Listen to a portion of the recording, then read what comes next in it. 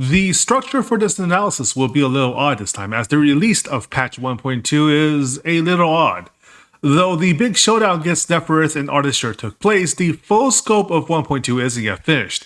A major area is visible from a newly accessible island, but its entryway remains unopened until mid-next month, and the roadmap for the patch itself extends a whole unmitigated month before we even see a new character banner. I highly suspect this means that narrative elements will continue to crop up over time, despite them usually tied to new patches. I believe I may have a few ideas as to why this was deliberately done, because what we do have in terms of narrative consequences thus far is a matter of picking up plot points established years ago in Arknights that may soon be relevant with its 7th anniversary, making this unusually long patch a matter of syncing with important lore. Or so I'm freely speculating.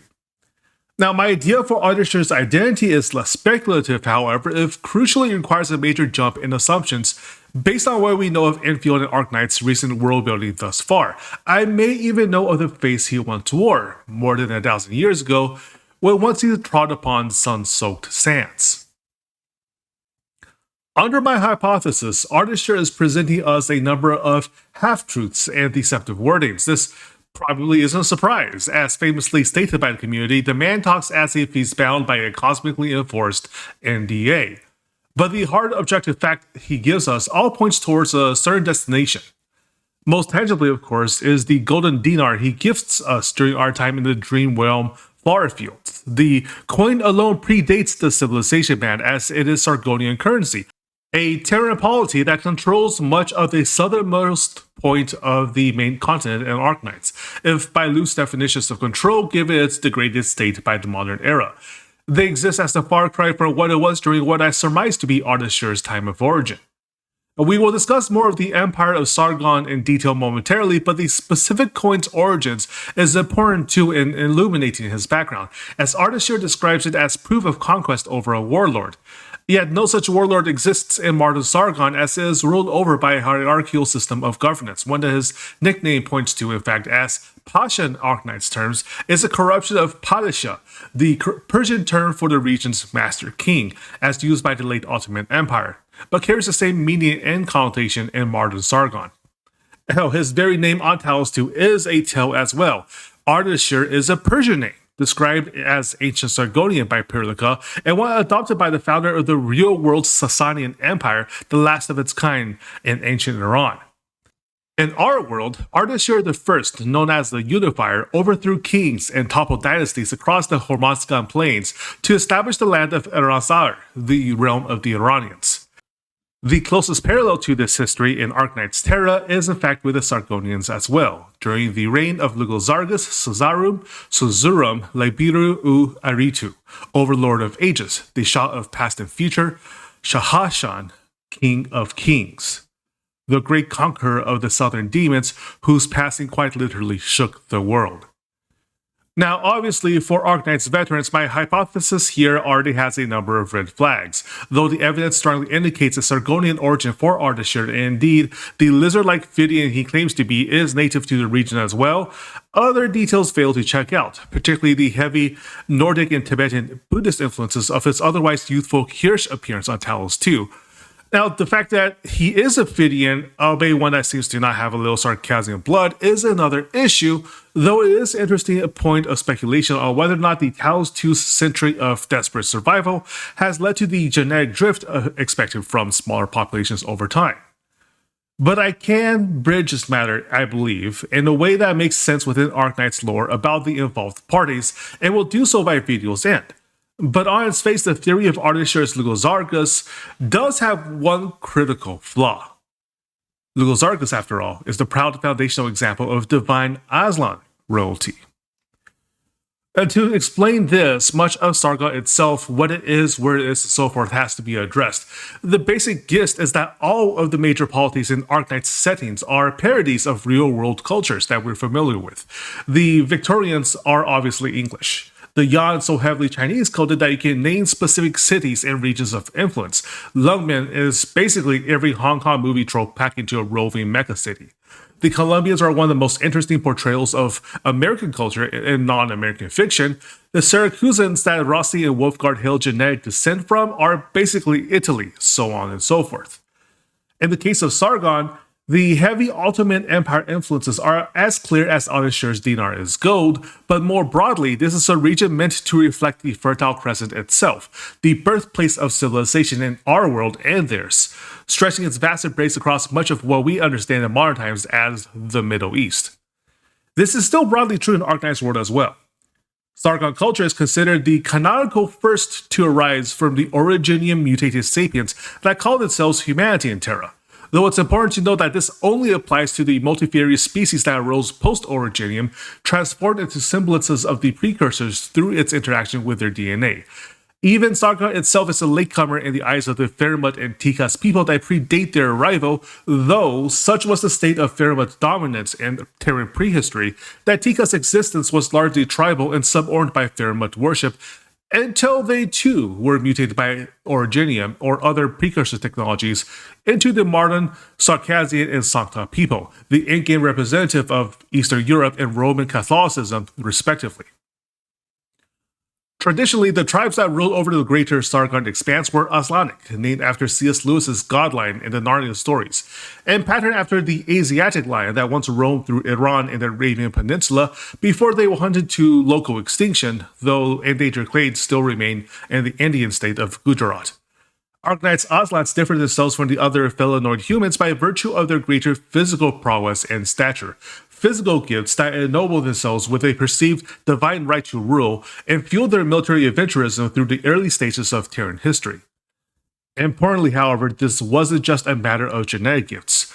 The very literal nature of Terra's secrets from the existence of Fermats, for whom causality itself is a politely worded suggestion, to the true purpose of Originium, makes for fewer metaphors and myths than one would expect. Even titles as outlandish as the Shah of Past and Future is less a grandiose statement of overinflated importance and more an objective comment of his capabilities. And Lugal-Sargas did in fact have a divinely recognized right to rule, as by his side, as it was for his ancestors, was Gaiwan, the Lion Lord of Beasts, enforcing his vow to protect his first human friend's descendants. If pan-humanity can be said to have patron deities, the beast spirits that represent who they were before Originium's mutations are that pantheon, and as will be extremely relevant later, their presence upon Terra is no metaphorical matter. In fact, you see it likely benefited from Beast Lord's involvement in Endfield already. But it wasn't Gaiwan's influence upon Lugal-Sargas that fueled his legendary rule. The young king, ascending to the throne at a mere 10 years of age, was a once-in-a-civilization military and philosophical genius, thwarting all attempts at usurping his early reign and binding the once fractious warlord-torn region into a cohesive identity through deeds both brutal and brilliant. His epitaph, the Shah of Past and Future, is in part due to his establishing a profound new calendar system so precise that its invention immediately caused the cessation of all competing models and served to modern day as the basis of Terran timekeeping systems and calendars. The other part is that he actually did have some level of control over time itself. Like all legends pertaining to Lugal-Sargas' character, the manifestation of this talent was an expression of his peerless prowess and kingly bearing. According to Sargonian legends, soon after his empire crossed blades with the mythical demons of the south, of which we will discuss in greater detail later, he was driven to explore an ancient, long-sealed complex, feared by the locals as a cursed place that tales blame the spawning of the much-hated Sarkas people. In current times, and with our meta-narrative understanding, it's clear that what he found amid the dimly lit halls and phantasmal holographic projections was an old precursor facility, untold millennia old, and one that held a crucial function. "It's time," exclaimed the Aslan Emperor, then at the full strength of his prime. "I have found the machine that controls time." At this time, it bears reminding that Ardashir has an unusual ability shared by Neferith to create temporary areas of frozen time, one that appears to overtake Neferith's similar ability at will, and of which he uses primarily as a means of having private conversations with an otherwise hostile administrator. As for Lugal-Sargas' usage of the device and the insights gleaned from it, it extended far beyond the philosophies and mathematics that led to the creation of the modern Terran timekeeping systems. In fact, it played a crucial role in establishing Sargon's military prowess against a singular threat, one that came to define the latter years of his reign. Such was the threat he faced that he needed an army immune to the ravages of time itself, leading to the creation of the immortal undead Zaedons, Sargon's eternal army. Such was the threat of the southern demons. Now, though he came to power through the conquest of rival Padishah, what truly denoted Lugal-Zarghus' place in history was an act of unlikely friendship instead. And to set this up, we're going to have to go far north for a bit. 14 years after the Sargonian establishment of the common calendar, the Natsmoran Khaganate was at full burn, slashing through the old world's power structure in the dreaded Khagan quest spearheaded by Karandu Khagan. The Mongolia-inspired Natsmoran horse people were an offshoot of the Kuranta subspecies, with their differentiation from the greater subgroup noted in contrast with the Oslets. Though they continued to carry the Kuranta bloodline's physical talents and swiftness, the Natsmorans had developed a unique genetic command over Originium arts, ones who over psychic powers and illusions as befitting the nightmares of the Ursine steppes. The Khagan quest itself was a coming-of-age tradition among their people where adulthood was signified by the acquisition of great deeds or riches under their name. In the case of the young Karandu Khagan, born under the name Daladai, the great tales and myths told by the elders of his tribe lit a fire in him that no mere common definition of glory could satisfy. For him, the Khagan quest could not be quenched until he found a rival worthy of his staggering might at arms. And as his strength and powers waxed with his command over the vast plains of the Khaganate, he soon discovered just how wanting the world was for a warrior worthy of his ambitions. In his zeal, the elder race's ancestral right to rule was found wanting as well. The hippogriffs that ruled over cold Ursus was scorched into submission, fraying the already increasing tensions between them and the bear-like Ursus people they ruled over. The golden Pegasus that lorded over the Kazmir's Kuranta were initially able to repel his advance, but had their seats of power wrested out from under them through the Natsmoran illusions. Since then, none were able to stop the Khagan's advance southward. Such was the fury of the Khaganate that no Terran culture was unaffected by his campaign, not the fire-bearing Dracos of Victoria, not the horned sorcerer kings of Leithanian, nor any others. All that was left in was sun-scorched Sargon and the viperous jungles that bordered them. It seemed for all the world that the legendary Sahasha and the red-haired Khagan were to clash in an epoch-defining war. And indeed, there were initial skirmishes as the Khagan tested Sargonian borders. Instead, the Sargonian emperor promised nothing unusual.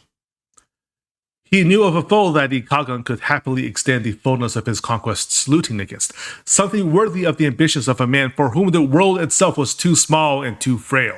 There in the dark depths of the unexplored southern reaches be demons.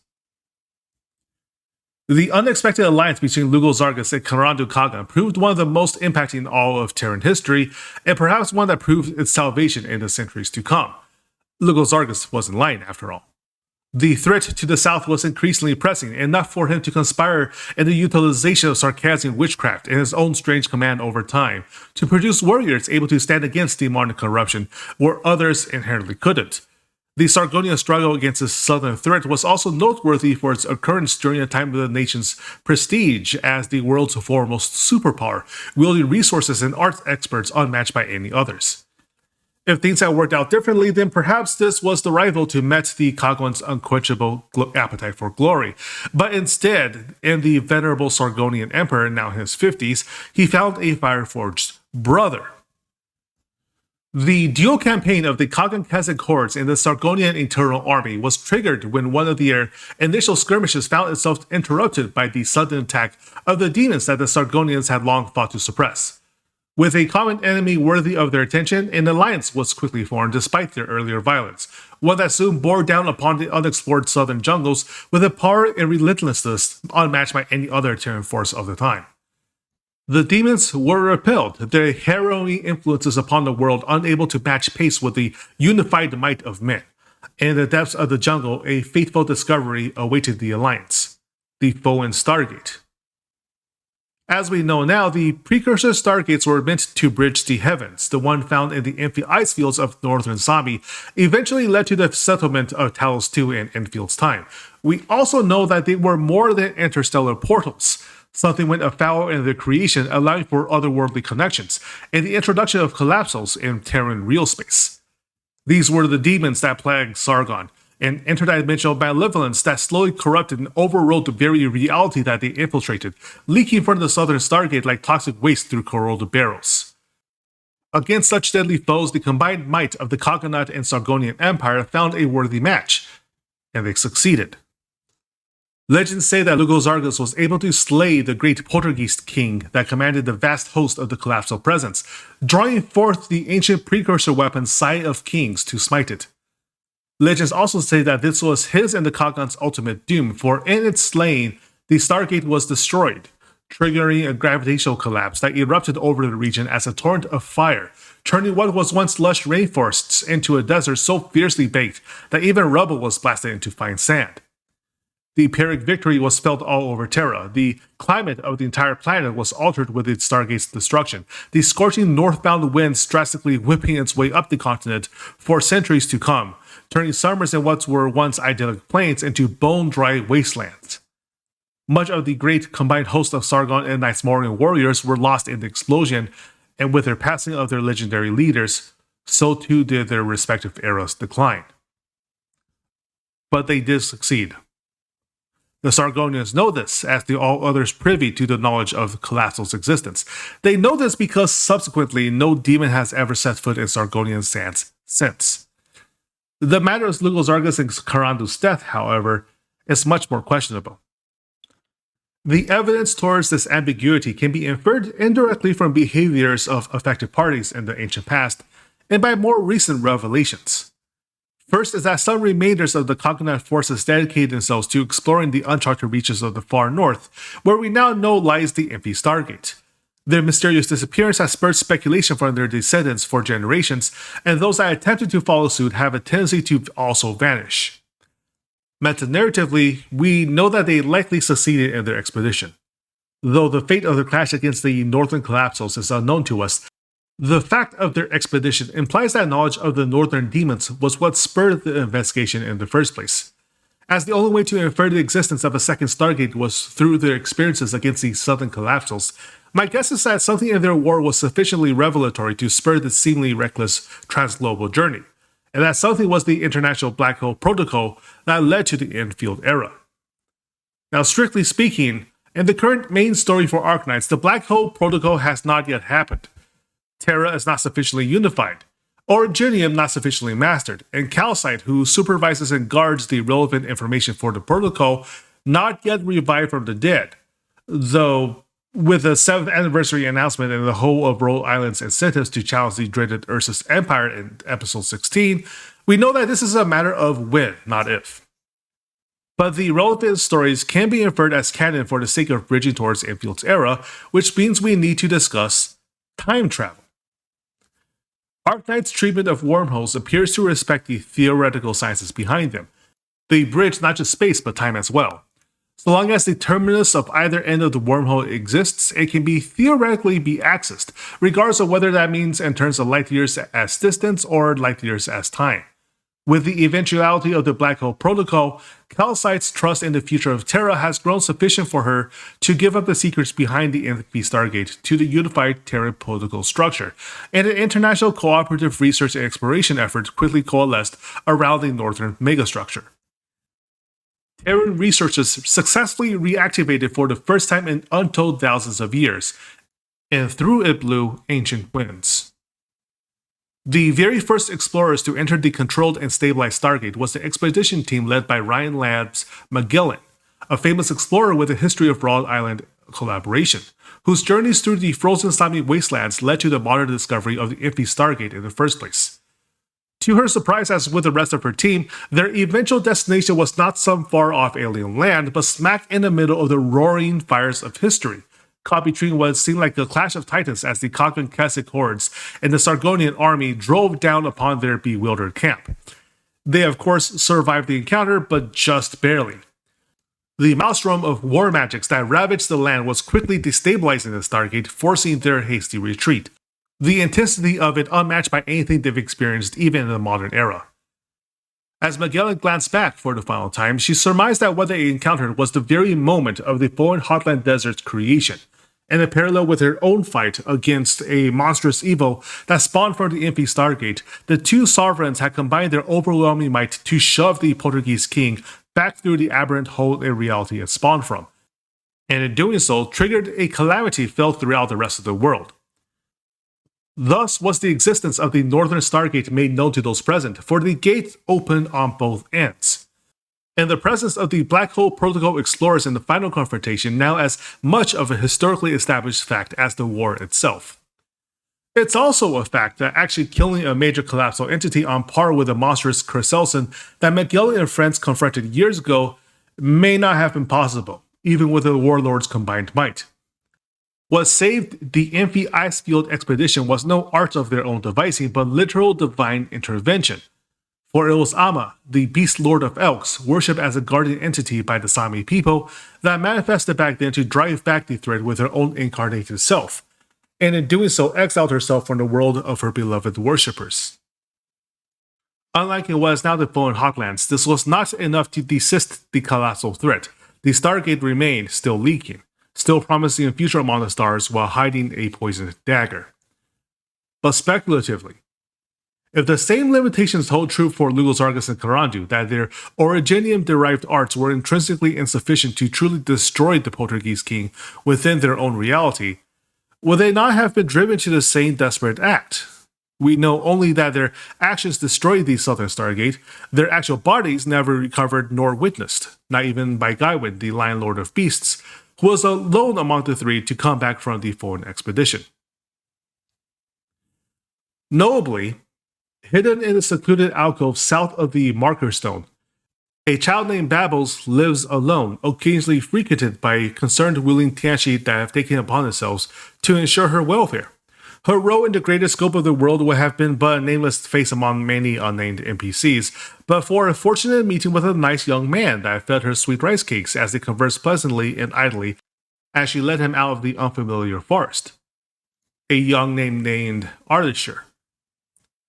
Though he promised her to secrecy regarding their conversation, the price of sweet rice cakes more than adequate for her enthusiastic agreement, Babbles did let slip a couple details of their discourse.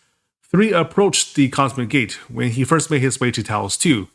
3 disappeared from the world of Terra. There are parallels, of course, with a story told in Siege's Operator module, as Gawain the Beast Lord reminisced over his long history and of the adventures he witnessed by the side of Lugos Argus and Karandu. But this is not to say he was part of the 3, of course. Gawain stayed. Amma didn't. And it was, after all, 3 that exited the gate. If Gawain had joined them in that final push, the final gamble against a world-destroying fate, it would have been 4. 3 entered the cosmic gate found in the ancient Fallen jungles, 3 crowns that cast the die for all that was to come. Lugos Argus, the Emperor Sargon, Karandu Kagan, the Natsmoran Horse Lord of Conquest, and the Poltergeist King. And we should now go over the consequence of passage through the cosmic gate. As discovered by the Black Hole Protocol researchers, the gate itself was furnished with esoteric technologies with functions auxiliary to the purpose of joining disparate points of spacetime. Whatever the true history was of the precursor's attempts to build an interstellar network safe from the destructive gaze of the observers, they ultimately found it necessary to include stabilizers to the design, as if their research into that particular technology had long since acquainted them with the potential horrors that lurk just beyond the singularity's threshold. The fact that Stargate travel is physically arduous is not in dispute as well, as we know from the weapon lore provided with the great sword Thunderberg. Much as how hyperspace travel is described in other forms of fiction, Endfield canonizes the experience as inherently chaotic, subject to illusions and distorted senses, impossible whispers, and alien memories. Notably, the experience is with working reality stabilizers to ensure a safe trip.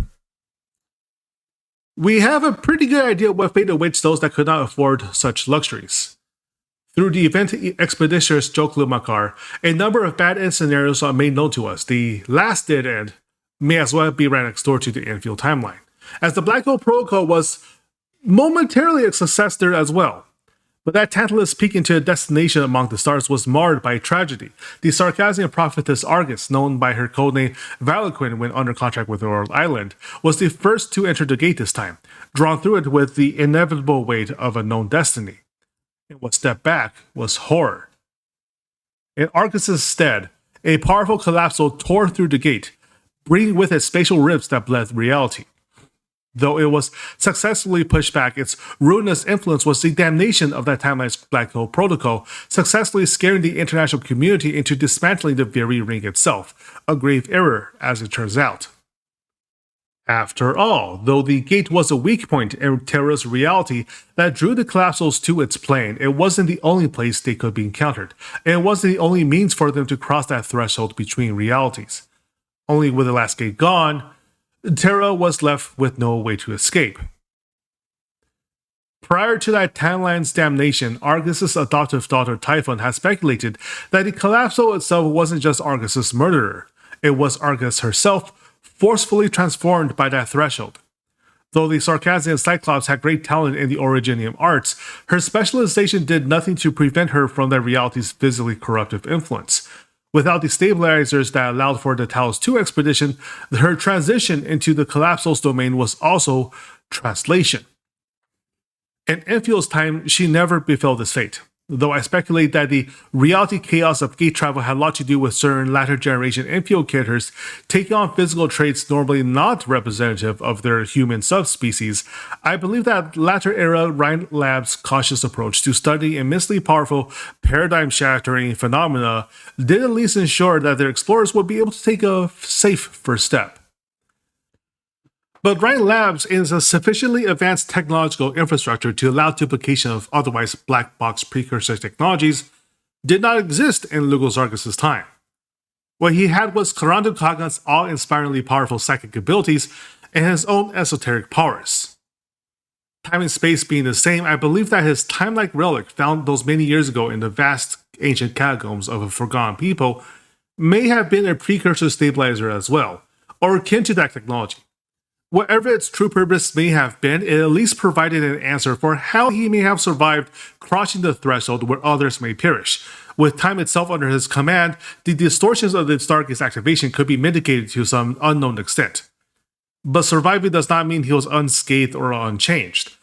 I am not claiming, of course, that gate traversal changes species. I have no reason to believe that Lugos Argus was anything but the preeminent Aslan of his time in both deed and substance. But I do have reason to believe that Terrans that survive collapsal encounters can become more spirit than substance, that even if they are able to preserve their core minds, identities, or even souls against collapsal destruction, they become partially unmoored from reality in the process, and are left in a ghost-like state, needing the physical intervention of others to allow their continued presence in Terran real space. We have, after all, an example of this in the snow-smothered lands of Ursus. Recall from my earlier videos about collapsals that the fact of their reality is a closely guarded matter of societal security, thanks to their ability to propagate through med channels. Only those versed in the most esoteric Originium arts and sciences and are able to lend a hand in combating collapsal transgressions are officially in the know. The immortal army of the Shahanshah of Sargon, the most powerful Tanshi of Yan, the wisest snow priests of Sami, the most knowledgeable scientists of Columbia, and the dreaded Emperor's blades of Imperial Ursus. Though the Black Hole Protocol's future eventually has them pull their knowledge together in order to best ensure the safety and security of the Enfi Stargate, that timeline isn't now in Arknights. What do we have now are centuries of witches and madness. The Earthside solution to collapsals is characteristically straightforward and brutal, as respective of their culture and politics. If the only thing that can consistently harm the logic-defying collapsal menace is more of the same, then forge weapons from the broken shards and adjust their strength to make it their own, and tear the unwanted invaders to pieces too small to pose a threat. To do this, they enlisted the aid of the Yurtsvo, equal in authority only to the Emperor. In our world, the Yurtsvo is the Cyrillic phrase for the concept of a holy fool, a religious fanatic so driven by the interpretation and devotion to Christian scripture that they shed societal norms in pursuit of the divine. Their fanaticism is marked by apparent madness, deliberate poverty, and even self-flagellation. After all, Such is the scope of divinity that mere mortals break when trying to understand its impossible depth and breadth. The Eurozvo of Ursus is far darker. Though their revelatory insights have been of a boon to the mighty Ursus Empire, and their woe and mortal affairs seen as a sign of blessing, the origins of their mad wisdom can only be described as terrifying in its implications. The original Eurozvo was a sage powerful in the Originium arts, but mere power is nothing to collapsal corruption.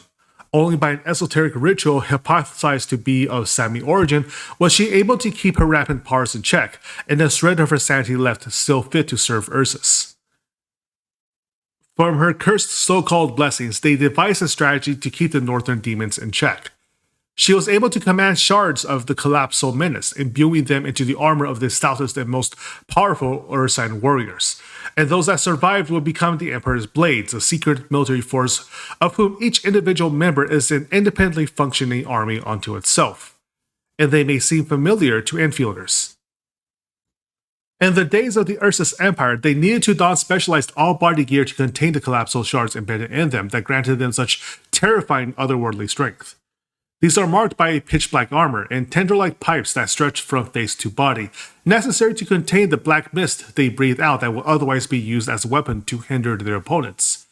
It would be an insult to compare the bone crushers to the blades, like the contrast of a mangy beaten mutt to a direwolf of a primordial forest. Yet it's clear at a mere glance, and with the tacit understanding of the applicability of the collapsal aether hypothesis, that they are the degenerate legacy of Ursus's forever war. The blade's foundational importance is therefore the Eurozvo importance as well, as without its office, Ursus would be damned by their northern borders. Yet the Eurozvo had their own esoteric agenda, one that had at times fallen afoul of the interests of the Ursine court. Among the most recent Eurozvo in Arknight's history, a man named Gabrielus had crossed the interests of the Ursus Emperor himself, and was condemned to death by burning for his sins of proselytizing against the court's interests. But killing an entity so deeply damned by collapsal influence is difficult. Much like the Beast Lords and the Fairmut, a specter of the man survived, sustained by the Ursine people's collective belief in the Eurozvo as a divine entity. Now freed from the restrictions of his mortal flesh, Gabrielus Eurozvo became something far more pernicious than a singular man. They became the sentient face of an Ursine ideal, that salvation comes from suffering, and the path of redemption is a thorny, bloody one. By their influence, an entire group of miners were brought to believe in the illusion of a kindly, wise grandmother figure among their midst, their leader in turn influenced by her into instigating a riot and rebellion. The Emperor's blade sent to suppress them, unknowingly weakened by the Eurozvo hidden among their mists, was slain by the maddened miners to spur them along an inexorable world that could only lead straight toward the mechanized infantry of cruel Ursus. The only one to catch the Eurozvo malignant spirit in the act was Mantra of World Island, whose psychic originating arts allow her to pierce the fell spirit's illusions and detect the cognitive manipulation of the miners in herself, and whose victory over an Emperor's Blade years ago marked her as a potential successor to the Eurozvo as well. And through her, we have confirmation that the collapsal affected Eurozvo had taken many names over the years, and in the process, many, many lives. Is the Eurozvo's esoteric powers and influence unique? Among the Terran populace, especially of that tiny fraction involved in the collapsal defense, yes.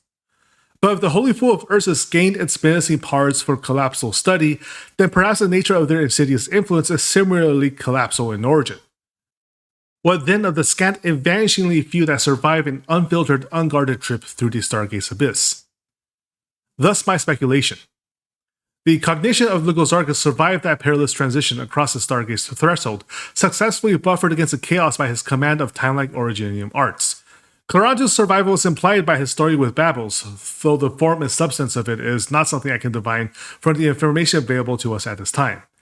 As Ardashir, Lugosargus' existence and continued survival is no longer based on physical biology, at least not that of his own.